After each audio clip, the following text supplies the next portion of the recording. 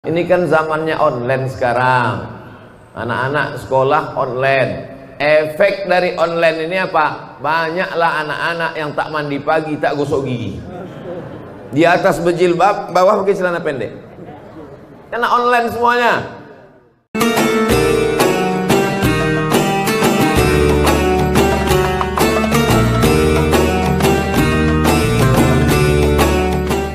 Man shalla subha fi jama'atin, siapa yang sholat subuh berjamaah, faka'annama shallal laila kullah, dapat pahala seperti sholat sepanjang malam. Kita tak sanggup sholat sepanjang malam. Kalau ada orang Batam sholat sepanjang malam dari isya sampai subuh, dijamin siang ini tumbang. Karena kita ini memang manusia yang terbatas, tidurnya terbatas, tegak sholat lama terbatas, berzikir terbatas, makan yang tak ada batas. Tapi kalau sudah melakukan aktivitas ada batasannya, maka Allah tahu kita tak sanggup, kita tak mampu, lalu kemudian Dia kasih keringanan, cukup dengan sholat subuh berjamaah. Alhamdulillah, masjid kita ini, masjid apa namanya? Nurul Huda. Masjid Nurul Huda ini luar biasa. Karpetnya cantik, kipasnya banyak, suara mikrofonnya pun terang benderang. Imamnya pula hafal Quran 30 juz. Masjid lain imamnya hafal juga tapi juz 30. Di Masjid Nurul Huda 30 juz. Suaranya pun sedap, doanya pun mantap, tak ada kurangnya. Jamaah melimpah ruah. Nampaknya macam-macam tak sampai Covid ke Batam. Karena sampai sekarang belum ada teori yang mengatakan Covid ini bisa berenang untuk sampai ke Pulau Batam. Tapi walaupun begitu, fotonya jangan di-share. Nanti saya bisa kena pidana. Ini namanya pidana Covid. Kalau mau diambil foto saya sendiri aja lah. Jamaah ini jangan nampakkan. Jarang-jarang saya pakai jas Jenderal Sudirman ini. Mantap ya. Ada pula namanya dalam, Abdul Somad. Dikasih orang Batam. Malam tadi dikasih sama orang Batam. Tahu Bapak Ibu cuma rasanya pakai jas? Panas. Saya kan biasa ceramah pakai baju koko aja. Nah, ini perlu dijelaskan. Jangan sampai nanti jamaah berbisik-bisik, kenapa Ustaz tuh penampilannya agak lain sekarang. Menyenangkan hati orang itu adalah perbuatan yang paling ringan tapi pahalanya besar. Idkhalus surur fi qulubil mu'minin, menyenangkan membahagiakan hati orang. Dikasihnya kita baju, kita pakai bajunya. Kalau Bapak Ibu dikasih orang kain, pakai kainnya. Kalau dikasihnya cincin, pakai cincinnya. Sehingga ketika dipakai, nampaklah kita menghormati, menghargai dia. Aku tengok baju yang ku kasih ke Ustaz itu sekali pun tak apa pakainya. Yang udah dijual ni pula baju itu. Al-hadiah la tuhdah. Hadiah tak boleh dihadiahkan lagi pada orang lain. Bayangkan ada hadiah kita kasih ke orang, dipakainya tak pernah, tiba-tiba dikasihkannya pula ke orang lain, nampak mata kita. Bayangkan sakitnya itu. Nah, Bapak Ibu yang dimuliakan Allah Subhanahu wa taala, membahagiakan orang lain. Bagaimana kalau menyenangkan Allah Subhanahu wa taala? Kalau sudah hati kita senang, apapun akan kita kasih. Betul? Jamaah Batam ini senang betul hatinya dengan kedatangan Ustaz Abdul Somad yang ke-8 tahun. Saya sampai ke Batam ini 2013, sekarang sudah 2021. Ini yang ke-8 tahun saya ke Batam. Walaupun sudah 8 tahun bolak-balik saya datang ke Batam, ada juga orang Batam yang baru pertama kali datang ke pengajian saya. Alhamdulillah, senangnya bisa melihat Ustadz pertama kali. Lalu selama ini kemana aja kau? Saya selama ini cuma dengar online aja Pak Ustadz. Ini kan zamannya online sekarang. Anak-anak sekolah online. Efek dari online ini apa? Banyaklah anak-anak yang tak mandi pagi, tak gosok gigi. Di atas berjilbab, bawah pakai celana pendek. Karena online semuanya. Maka jangan sampai sholat berjamaah kita pun online, mesti on time, mesti tepat waktu, mesti datang ke masjid, walau berjarak, pasang jarak, social distancing. Tapi yang namanya memakmurkan masjid tetap tidak ditunda. Kalaulah cerita tunda-tunda, Covid ini mulai marak Januari 2020, sekarang sudah 2021, dia tak pergi-pergi. Jangan-jangan datang pula Covid, kawannya Covid-20, Covid-21. Maka ibadah inilah yang akan kita bawa menghadap Allah Subhanahu wa taala, terutama salat subuh berjamaah. Tapi cerita tentang salat subuh berjamaah di Masjid Nurul Huda ini mubazir. Marilah kita salat subuh berjamaah, tak ada gunanya karena jamaah udah melimpah ruah, macam-macam tak muat masjid ini saya tengok. Ini perlu masjid ini dibesarkan lagi, setuju? Siapa ngisinya? Ada masjid perumahan di salah satu kota tempat saya ceramah. Ada masjid di situ, kecil aja masjidnya. Lalu saya tanya, kenapa masjid ini kecil? Sesuai kebutuhan Pak Ustaz. Besar-besar untuk apa? Tak ada jamaahnya katanya. Jadi kalau kita bangun masjid besar, sesungguhnya bukan untuk sekarang. Manusia ini makin lama makin banyak apa makin sedikit? Makin banyak. Dulu Batam ini 2-3 orang aja isinya. Sekarang melimpah ruah. Maka kita bangun masjid ini besar-besar, sampai 2 lantai ke atas, sampai melimpah keluar. Ini adalah untuk anak cucu kita sampai hari kiamat nanti insyaallah. Sumbangkan tanahnya, wakafkan semennya, berikan tiangnya kokoh, kasih kubahnya yang kuat, maka insyaallah mati kita, mereka tetap melaksanakan sholat berjamaah subuh, Idul Fitri, Idul Adha, tahajud malam, qiyamul lail, sholat tarawih, dan puncaknya adalah sholat jenazah. Puncak sholat itu sholat jenazah itulah, sampai 4 kali takbirnya. Didoakannya kita, Allahumma fir lahu warhamhu wa'afihi wa'fu anhu waj'alil jannata maswahu, Allahumma ja'al qabrahu raudhatan min riyadil jinan. Jadikanlah kubur Abdul Somad salah satu dari taman-taman surga.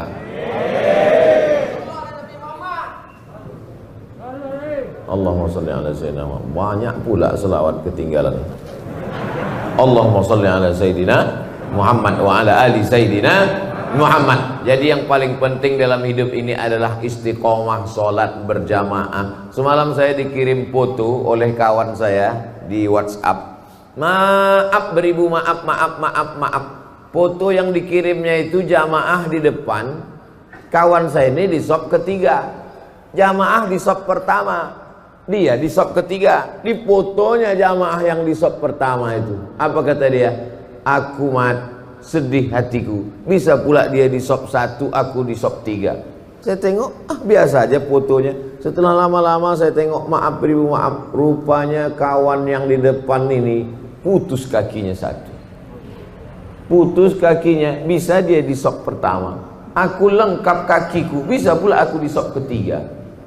Tak sempurna anggota tubuhnya, tapi sempurna shopnya. Tak sempurna organ badannya, tapi sempurna khusyuknya. Kita ini, apa kita yang sempurna di hadapan Allah? Badan kita sempurna, akal kurang, sekilo kurang seon.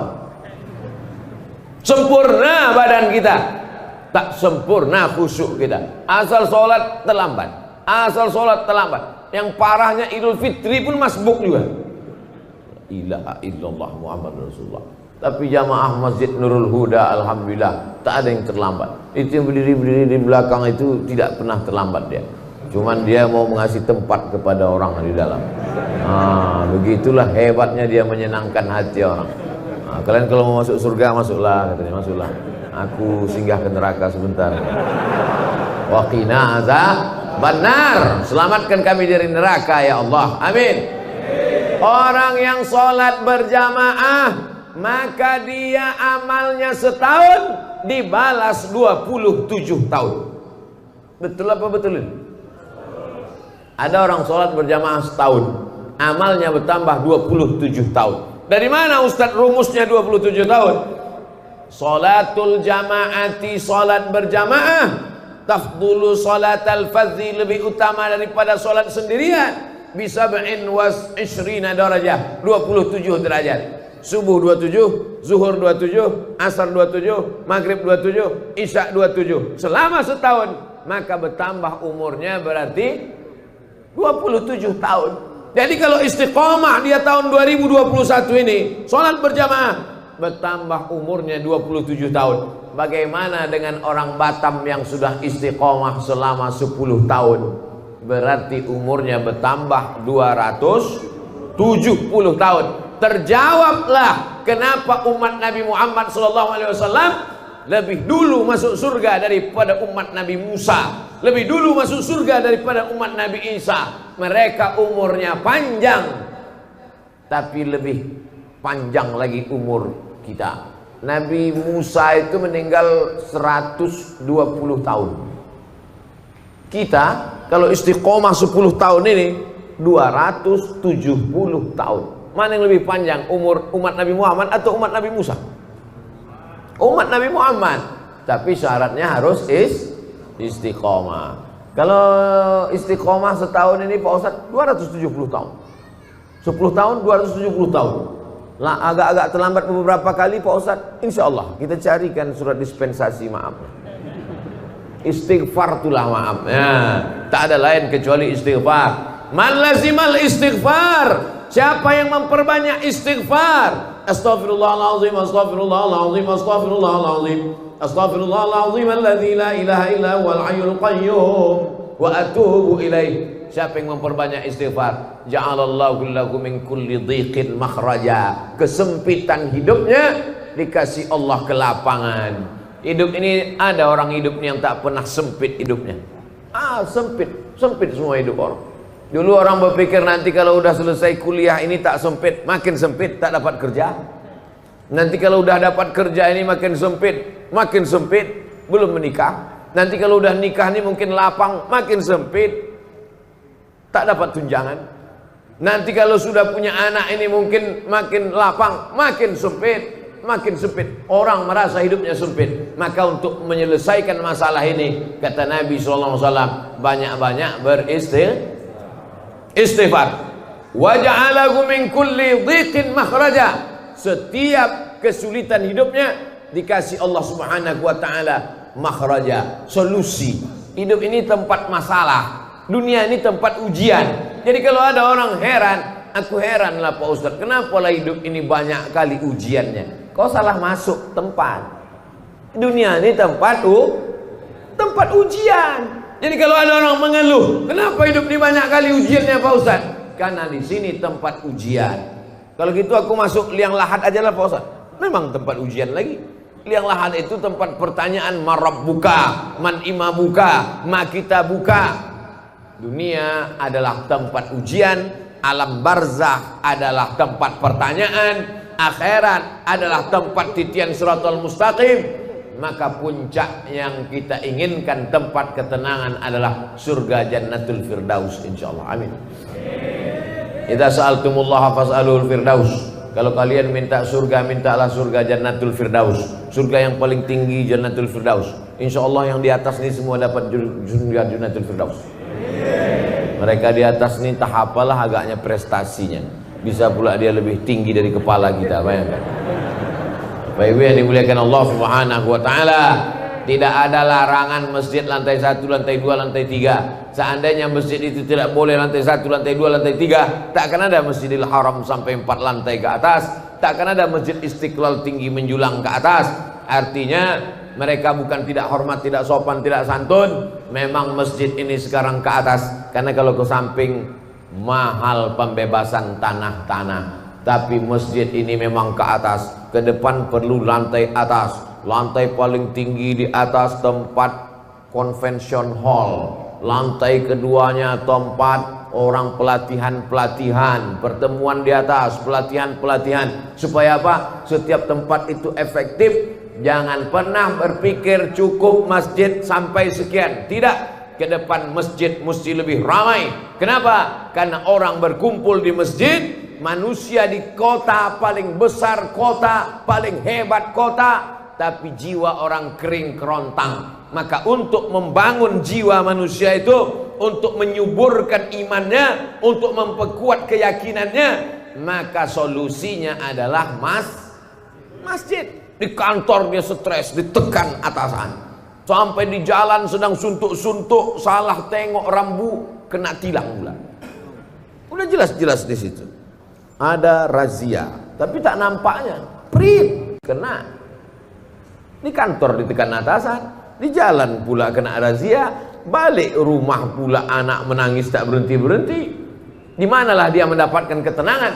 Maka ketika terdengar suara azan maghrib, Allahu Akbar, Allahu Akbar, datang dia ke masjid, habis kena air wudhu, bersih kepalanya, tenang pikirannya, masuk dia ke masjid, beban berat hidupnya diadukannya kepada Allah. Allahu Akbar. Tak ada yang lebih besar daripada Allah. Besar masalahmu di kantor, mengadu kepada Allah yang maha besar. Besar masalahmu di rumah, ada Allah yang maha besar. Allahu Akbar. 2 kali dia katakan Allahu Akbar. Habis itu apa kata dia? Allahu Akbar kabira walhamdulillahi katsira. Aku kemarin dipuji-puji orang, sekarang orang tak memuji lagi. Kemarin disanjung-sanjung orang, sekarang orang tak menyanjung lagi. Dulu kalau sambutan ketua masjid, sambutan kepala sekolah, disebut namanya. Sekarang sudah tidak sebut-sebut lagi. Orang yang gila pujian, ketika tak dipuji stres. Nama penyakitnya post power syndrome. Dulu kalau datang ke masjid disambut orang dengan tala'al badru alaina. Begitu sudah tak ada jabatan, ditengok orang pun tidak, ngerasa tak dihormati.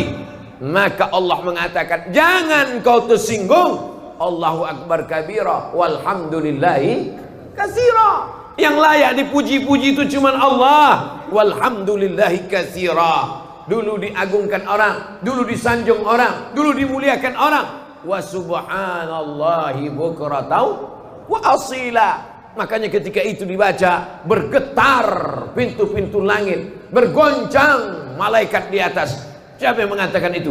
Nabi Muhammad SAW. Ketika sahabat sedang sholat bersama Nabi, Allahu Akbar, ada sahabat di belakang membaca Allahu Akbar kabira walhamdulillahi katsira wa subhanallahi bukratan wa asila. Nabi tak pernah mengajarkan doa itu.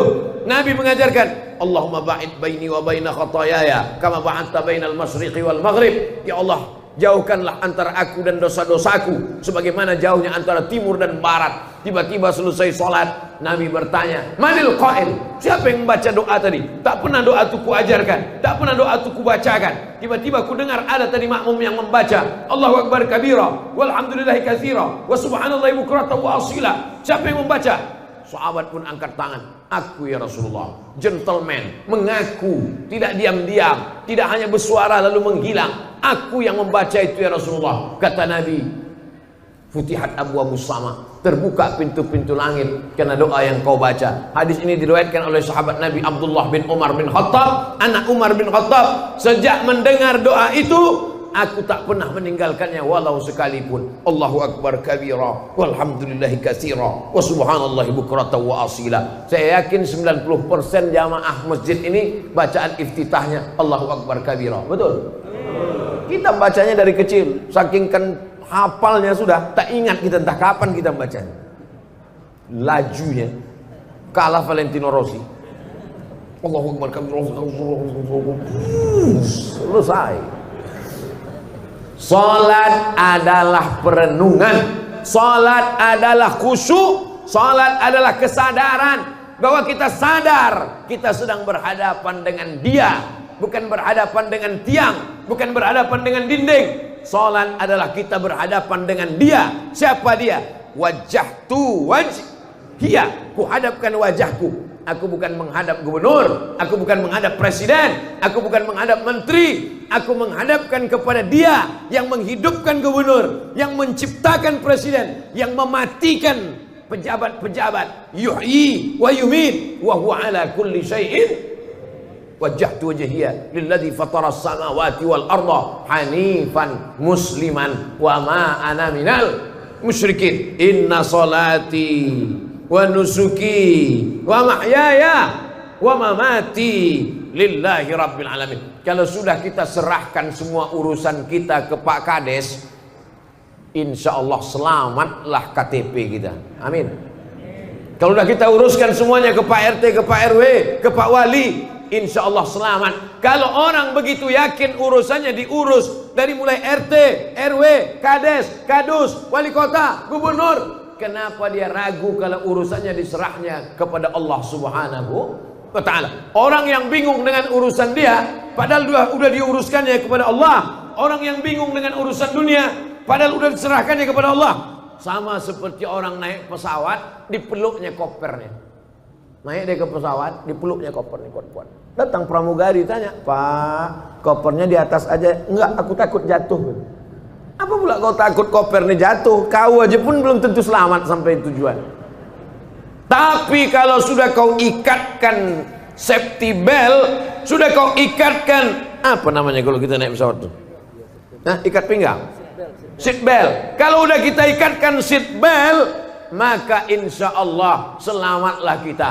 Tercabut atap pesawat itu, tapi orang yang duduk di kursi pesawat tak lepas. Kenapa?